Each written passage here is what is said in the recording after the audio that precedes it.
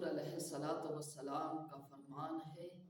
من صام رمضان ایمانا و احتسابا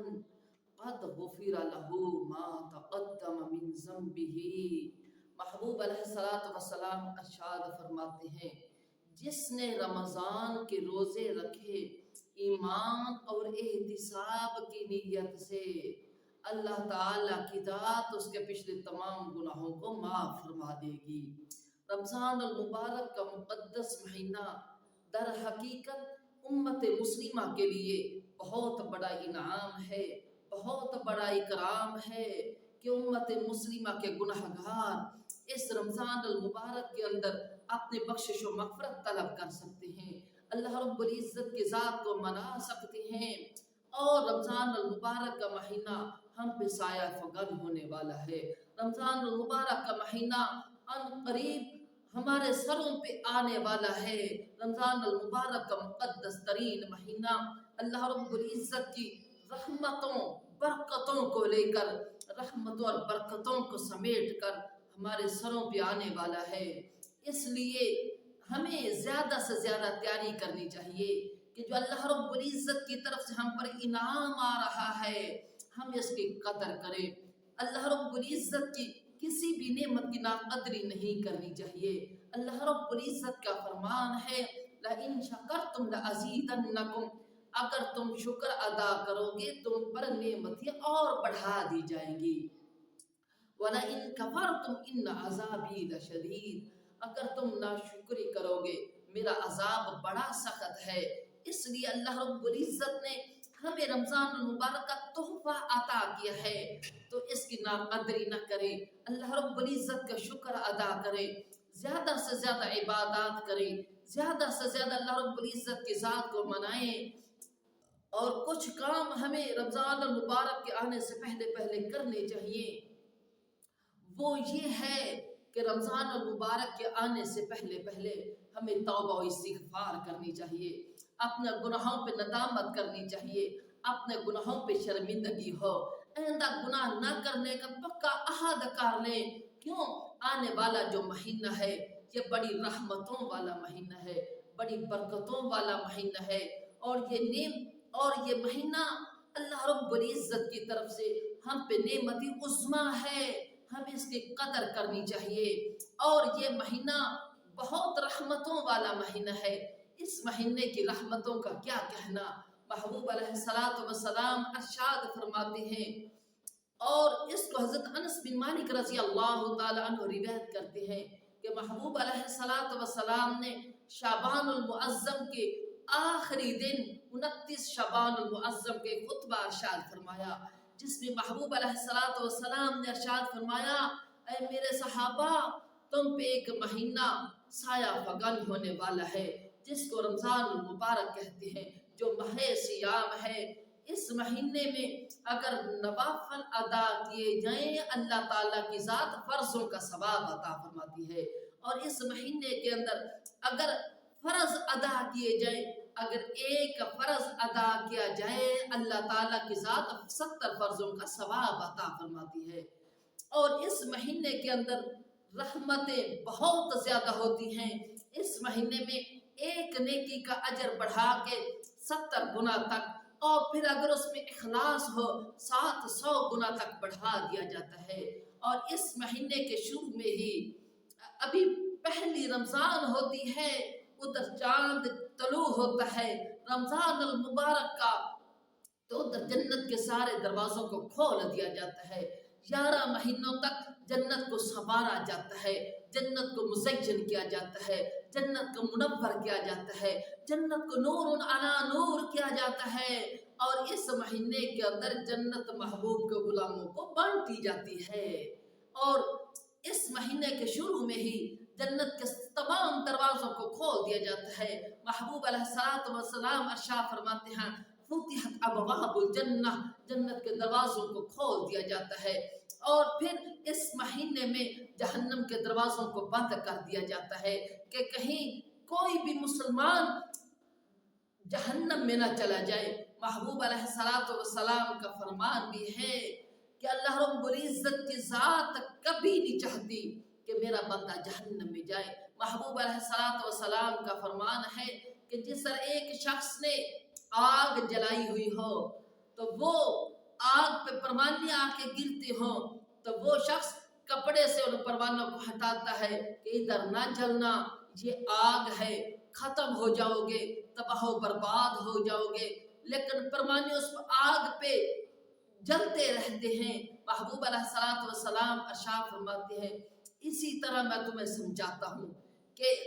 جہنم میں نہ جانا، جہنم آگ ہے، انتہائی ہلاکت کی جگہ ہے، انتہائی شدت کی جگہ ہے، اللہ رب العزت کے عذابات کی جگہ ہے، اللہ اور اس کے رسول کی ناراضگی کی جگہ ہے۔ محبوب علیہ الصلوۃ والسلام ارشاد فرماتے ہیں میں تمہیں کمر سے پکڑ پکڑ کے جہنم سے بچاتا ہوں، لیکن تم میرا ہاتھ چھڑا چھڑا کے جہنم میں گر رہے ہو۔ تو اللہ رب العزت کی ذات نے ہمیں یہ موقع عطا کیا ہے کہ ہم جنت کے مستحق بن جائیں، ہم جہنم سے بچنے والے بن جائیں۔ کاش ہم یہ رمضان المبارک کے مقدس مہینے کو اس طرح گزارتے کہ جس میں رمضان المبارک میں قرآن پاک کی تلاوت بھی ہو، محبوب علیہ الصلوۃ والسلام کی ذات اقدس پہ درود و سلام بھی ہو، اور اس کے ساتھ ساتھ صدقہ و خیرات بھی ہو۔ اور رمضان المبارک کے آنے سے پہلے پہلے ہمیں یہ کام بھی ضرور کرنا چاہیے کہ ہم اپنے معمولات بنا لیں کہ ہم نے رمضان المبارک کو کیسے گزارنا ہے، اور پھر اپنا وقت بنا لیں، ٹائم ٹیبل بنا لیں، اپنے ایک اسکیجول بنا کے چلیں کہ ہم نے رمضان المبارک کے اندر کتنا وقت درود و سلام پڑھنا ہے، کتنا وقت قرآن مجید فرقان حمید کی تلاوت کرنی ہے، کتنا وقت نوافل ادا کرنے ہیں، اور کتنا وقت اپنی اولاد کے لیے حلال کمانا ہے۔ ایک اسکیجول بنا کے رمضان المبارک کو گزاریں، اور یہ تصور کر کے گزاریں کہ ہو سکتا ہے یہ رمضان المبارک تیری اور میری زندگی کا آخری رمضان ہو۔ اتنے احسن انداز سے رمضان المبارک کو گزارے، رمضان المبارک کے آنے سے پہلے پہلے توبہ استغفار کرے، اور رمضان المبارک کے آنے سے پہلے پہلے اپنی مصروفیات کو کم کرے، کیونکہ جتنی مصروفیات کم ہوں گی اتنا زیادہ وقت ہمیں توبہ استغفار کرنے کے لیے ملے گا، اتنا ہی زیادہ وقت ہمیں قرآن مجید فرقان حمید کی تلاوت کرنے کے لیے ملے گا، اتنا ہی زیادہ وقت ہمیں سونے آقا علیہ الصلوۃ والسلام پہ درود و سلام پڑھنے کے لیے ملے گا۔ اس لیے رمضان المبارک کے آنے سے پہلے پہلے یہ کام ہم ضرور کریں کہ اپنا ایک اسکیجول بنائیں۔ دوسرا یہ ہے اپنی مصروفیات کو کم کریں، اور تیسرا رمضان المبارک کے آنے سے پہلے پہلے ہمیں یہ کرنا چاہیے کہ جن لوگوں نے ہم پہ ظلم و ستم کیا ہے،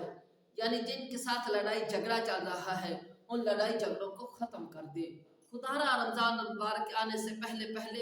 ایک تو اللہ رب العزت سے پکی سچی توبہ کریں، اور دوسرا یہ ہے اگر ہم نے کسی کا حق مارا ہو تو اس سے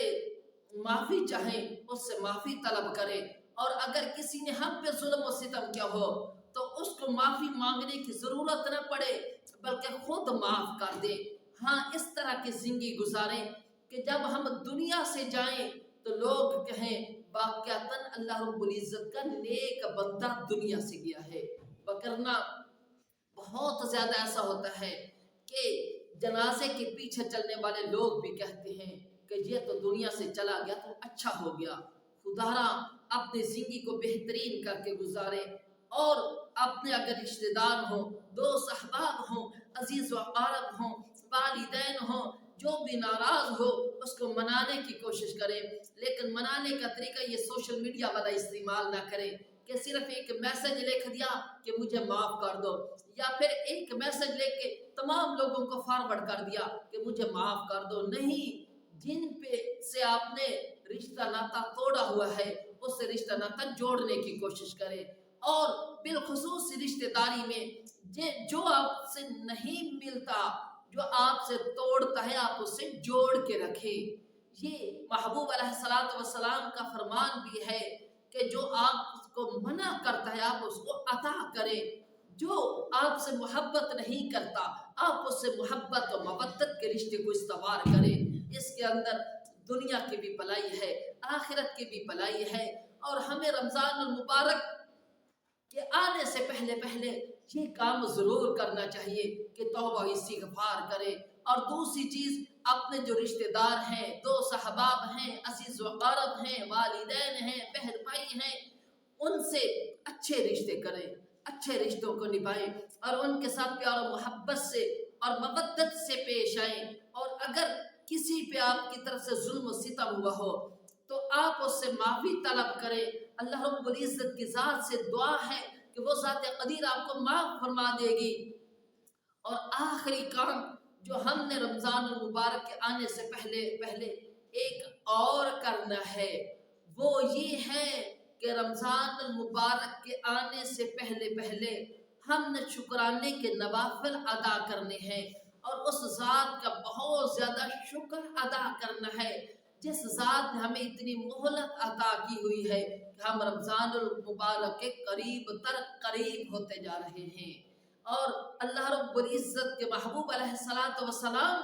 یہ باقاعدہ رجب اور شعبان میں دعا مانگا کرتے تھے، اللہم بارک لنا فی رجب و شعبان و بلغنا رمضان، کہ یا رب العالمین ہمارے رجب اور شعبان میں برکتیں عطا فرما اور ہمیں رمضان تک پہنچنے کی توفیق و مہلت عطا فرما، ہمیں رمضان المبارک تک پہنچا۔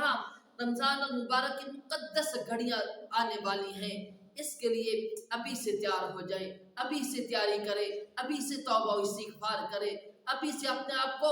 یہ ٹرین کرے کہ ہم نے رمضان المبارک کو اچھے طریقے سے گزارنا ہے۔ اور دوسری چیز یہ ہے،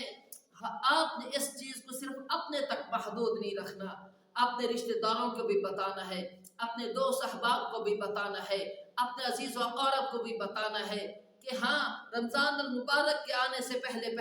ہم نے یہ چیزیں کرنی ہیں۔ اور اس ویڈیو کو کوشش کرنی ہے کہ شیئر کرنا ہے، دوست احباب کو سنانا ہے، تاکہ جس طرح ہم رمضان المبارک کے آنے سے پہلے رمضان المبارک کی تیاری کریں، اسی طرح